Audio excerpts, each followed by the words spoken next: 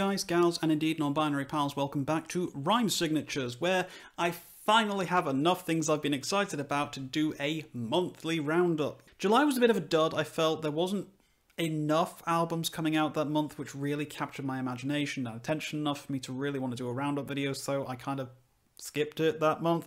But August has provided enough records in the last fortnight to basically fill my coffers well and truly. To that end, I'm delighted to bring back the monthly roundup videos. Hopefully this trend continues and we can keep going on with September, October, November, etc. But we will see what gifts are given to us in the musical world. Right, with enough of my waffling out of the way, I'm going to be talking about 10 records that I feel are worth entering into the conversation for this month. Not all of them are like super amazing, but they've all been enough for me to want to spend a bit more time with them and to really get my thoughts out on them in this sort of roundup video. Some of these albums are genuinely astonishingly brilliant, and I can imagine them featuring on my year-end list, but I'll talk about that a little bit more as I get to the individual albums. So, in alphabetical order, let's get started on things with... We dance, we fly into an endless sky. We love... Yes, everybody, Jon Anderson with his new album featuring the band geeks, True. Now, you'll have to excuse the interesting album art. I honestly think I did a much better job, recreating it, but, that's for you lot to decide who did it better. That being said, god-awful album art aside, what I was not expecting was this album being as good as it actually is. Even though he is now approaching 80 years old, Anderson has lost none of the luster that made his voice such an iconic sound within the progressive rock community. He still sounds as good as he did like 40 to 50 years ago, so I'm starting to become convinced there's some sort of dark voodoo magic going on here. But no matter how you spin it, True is an absolutely solid, incredibly remarkable album. This genuinely feels like it's doing a better Yes than the most recent Yes album, which in and of itself was still pretty good. But I feel this is the true new Yes album. This is really, really good. You've got a great epic on here, you've got some fantastic little ballad tracks going on. I can't really think of a single song which doesn't actually stick the landing. This is just a lot of fun. So if you're in the mood for that kind of classic progressive rock sound, especially if you're a huge fan of Yes, then Jon Anderson and the band Geeks' True is honestly one of the best things you can possibly listen to right now. Do check it out, ignore the cover art, and just get lost in some truly fantastic progressive rock.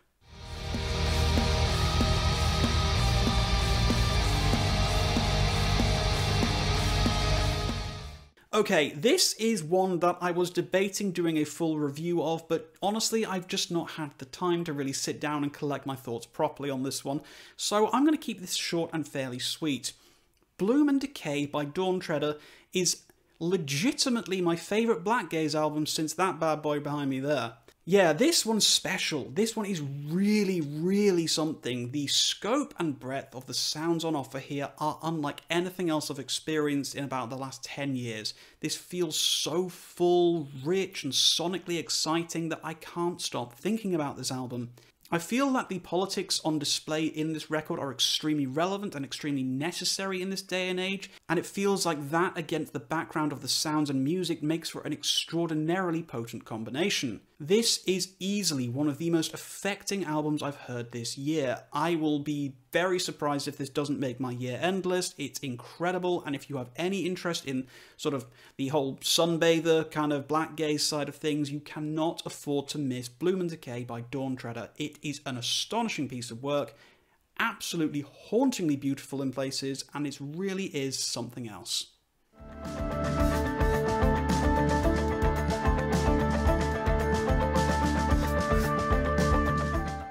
Okay, next up we have Delving with All Paths Diverge. If you found yourself impatient for the next Elder album, then fear no more, because we have the Electronica Elder. Yep, this is the solo album of Nick DeSalvo of Elder fame, and really, this is in some ways for me a little bit better than the main band.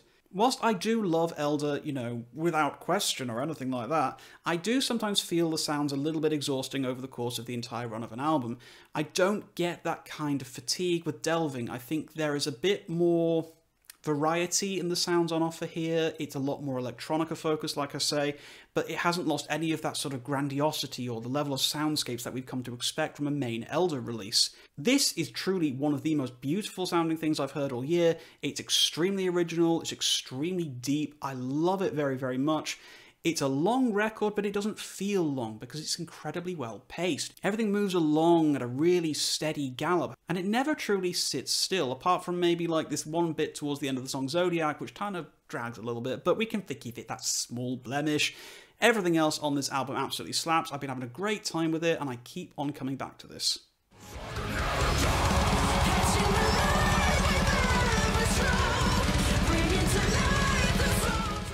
Next up, it's Fleshgod Apocalypse with Opera. Yeah, Fleshgod Apocalypse, for those who are not aware, the most layman's terms that I could describe them in is death metal Nightwish, I think is the fairest description.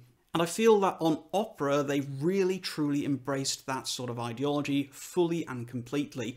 There's a great deal of comparison to be made with Nightwish on this one, with the strong operatic female vocals that are being woven into the death metal mix. It works incredibly well. It's a really fun ride. It's not especially original or particularly varied across the length of its entire runtime, but I really don't care that much because honestly, at the end of the day, I'm having a good time with this one.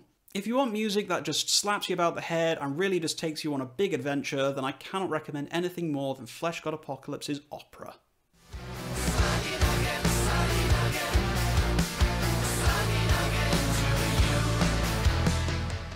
Right, next up, it is Kingcrow and Hopium.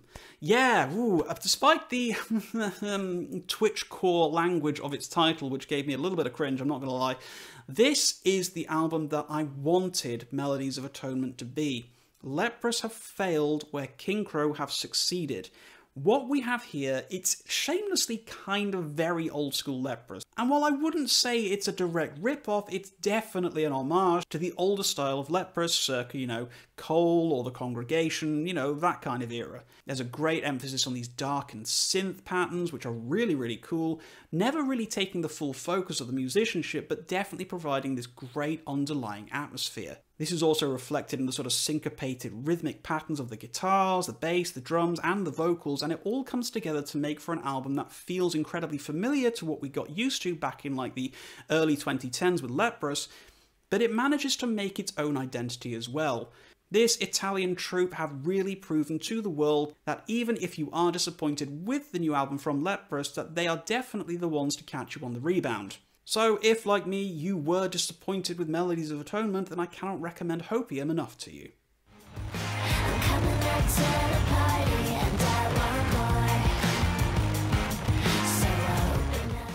Right, I'm not all doom, gloom, scary music and big guitars and growly vocals. I do have a soft spot in my heart for some really premium progressive pop, which is where Magdalena Bay's Imaginal Disc comes into play. Feeling equal parts St. Vincent, ABBA, and various other sort of modern and past greats from the pop world, Magdalena Bay did actually start life as a progressive rock duo, but they sort of pivoted away from that when they realised nobody was listening to them and they tried their hand at making pop music instead. Honestly, I think that was for the better for them because you can feel that this is a really great fit for their abilities as musicians. And what we have here is a wonderful blend of modern, stylistic pop music, blended with the sensibilities and attitudes of the old school prog and the old school 70s style of pop music. It makes for a listen that's incredibly fun, incredibly engaging, very rewarding. The electronic texturing that goes on in the instrumentation on this album is wonderful. The bass work is tasty, it's really thick and interesting, and I really do think this is one of the more engaging and interesting pop albums that's come out this year. Now, admittedly, I've not been listening to a lot of it, but I'll tell you one thing, if modern pop music can be more like this, I think I will be listening to it a lot more. Imaginal Disc is absolutely worth your time, even if you don't really listen to this kind of music normally.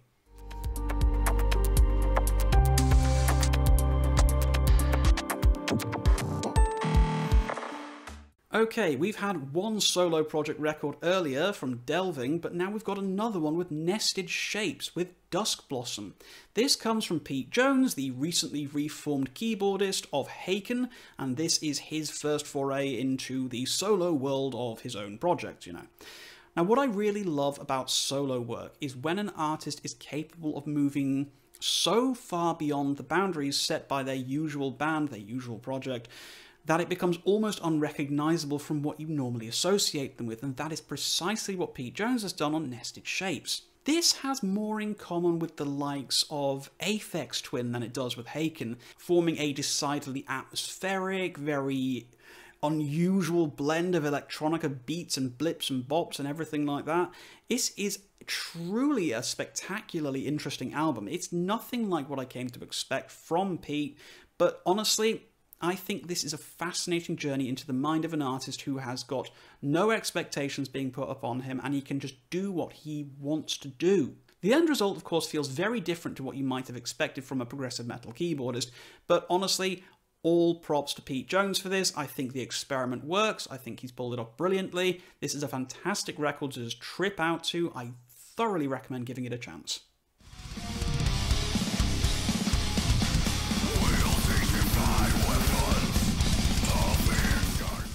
Okay, because it's me and I'm an angry boy who loves big moshing riffs and scary boy vocals, I had to put the new Nile record on the list of The Underworld Awaits Us All. Yeah, I love Nile. I've been a big fan of these guys for a little while now, but their most recent output before this has been a bit mid. It's been fine, you know, I've not really vibed it that hard. Like, I've listened to the albums like once or twice and been like, yeah, it's whatever.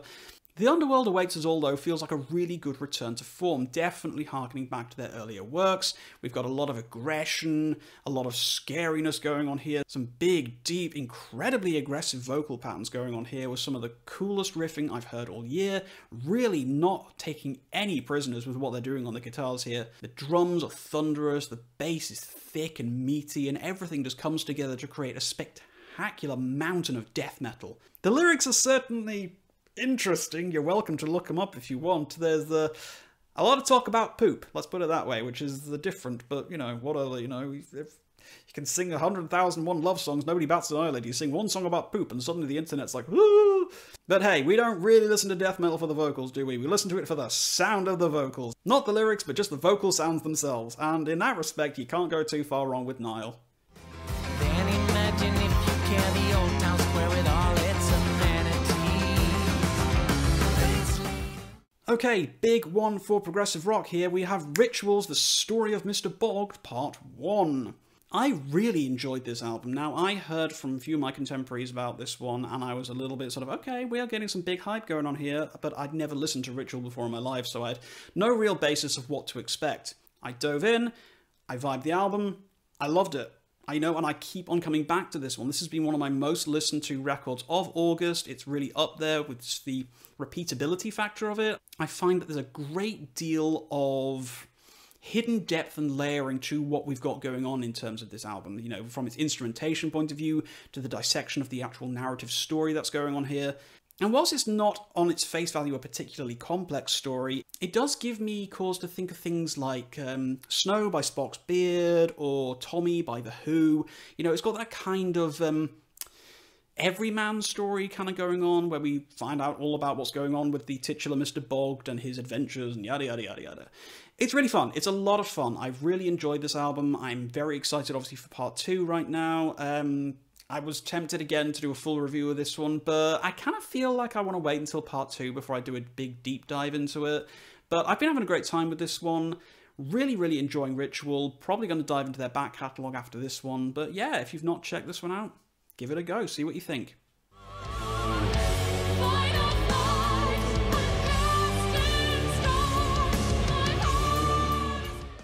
Okay, and finally, we've got Simone Simons with Vermilion. Now, for those of you who are not aware, Simone Simons is the lead singer of Epica, and we have a great team up here with Arjen Lucassen, obviously of Aerion fame. Now, I'm not going to lie, this album is probably the one I came back to the least out of this list. It's fine, it's enjoyable. I'll be honest, it's exactly what you're thinking it might be. This is a classic collaboration of the likes of which you can come to expect from Arjen. You know, you've got his very familiar guitar tone comes into play, it's stylistically nothing dissimilar to what you might have heard from him before, but it's fun, you know? It's not a complex record, it's not particularly memorable in the grand scheme of things, but ultimately it's still a bit of fun. Everything here sort of gels nicely together, you can tell these artists are having fun working together, and that I think is really important. But when push comes to shove, you're not really getting anything from this album that you've not heard from either of these artists before. It's just another slice of delicious pie. It's pie you've had 100 times before, sure, but sometimes you're just in the mood for this kind of flavour, and Vermilion really does a good job of scratching that itch that I keep having whenever I want to listen to something by Iron. He's been a little bit hit and miss for me lately. I didn't think much of Supersonic Revolution, I'll be brutally honest with you. That kind of was a bit of a miss for me. I felt it was a bit... I don't know, it didn't work, for me. But I feel that this work with Simone is a lot better. I think compositionally it's more interesting. There's a lot more going on with how they've approached the structuring of the works going on. And it's just a good time, you know, it's a good time. It's not a memorable time, but it is a good time. So do check it out, do give it a listen, see what you think. I definitely think it's worth trying out. Now, obviously, I know that there are still plenty of other releases that came out in August. I am working on full reviews for some of the more recently released ones, like the new Ancients album. I'm working on a review for that. I might have time to do one of the new Winter Sun album as well. I'm just going to see how we go. We are starting to see a ramp up in releases week after week here. I mean, we've got the new Pure Reason Revolution coming out soon, which I want to be covering. The new Nightwish isn't that far off, which I'll want to be covering as well. There's a lot going on. I've got a lot of new reviews coming for the channel, and I really just wanted to make sure I captured at least 10 other ones from August that I've not had the chance to talk about yet. So, if you have listened to any of these albums, please tell me what you thought about them in the comments down below. And as always, guys, if you made it this far, thank you very much for watching. And until next time, as always, keep your rhyme signatures pretty odd.